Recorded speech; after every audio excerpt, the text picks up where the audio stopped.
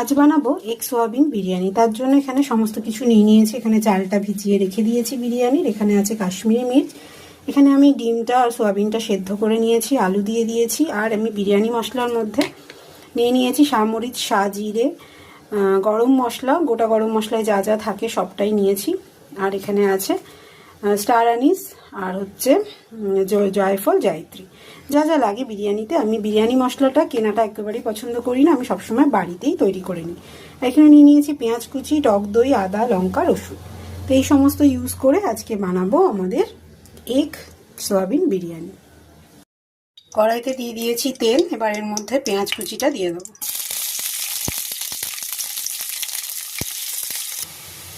আমার এখানে পেঁয়াজটা একটু লাল লাল করে ভাজা হয়ে গেছে। এবার এর মধ্যে আমি অ্যাড করব যে আদা রসুন লঙ্কার পেস্টটা বানিয়েছিলাম সেটা।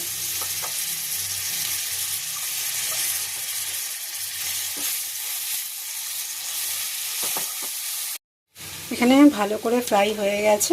তো এর মধ্যে এবার দেবো কাশ্মীরি মির্চ আর দেবো বিরিয়ানি যে মশলাটা করলাম, এরকম পেস্ট করে নিয়েছি জল দিয়ে, সেটা।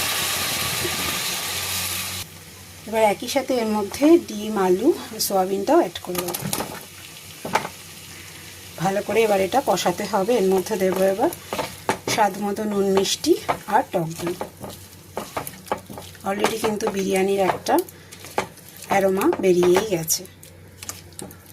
এখানে আমার মশলাটাও ভালো করে কষে গেছে। এর মধ্যে দেবো গোলাপ জল, কেওড়া জল আর দিয়ে দেবো একটুখানি আতর। আতরটাকে আমি একটু জলের সাথে মিক্সড করে নিয়েছি। তো সবগুলোকে একটু আরেকবার মিক্সড করে নিই।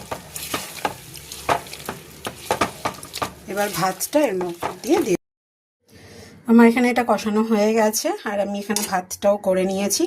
ভাতটাই 80% মতো কুক করে নিয়েছি। এবার এখানে দিয়ে দেবো, যেহেতু অল্প সেই জন্য আমি আর লেয়ার তৈরি করলাম না। তো বেশি হলে তখন তো একটা লেয়ার বানাতেই হয়। জাস্ট এরমভাবে দিয়ে দেবো। এবার এর ওপরে দেবো একটু গোলাপ জল, কেওড়া জল আর একটুখানি আতর। আর নুন দিয়েই আমি কুক করেছিলাম, এটা আতর দিলাম, সেই জন্য আর এক্সট্রা করে নুন দিতে হবে না। এবার দিয়ে দেবো ঢাকা। আর এরপরে এটাকে বসাবো ভাতে। বিরিয়ানি কিন্তু একদম রেডি। দেখতে কিন্তু দারুণ হয়েছে আর অ্যারোমাটাও কিন্তু দারুণ ছেড়েছে।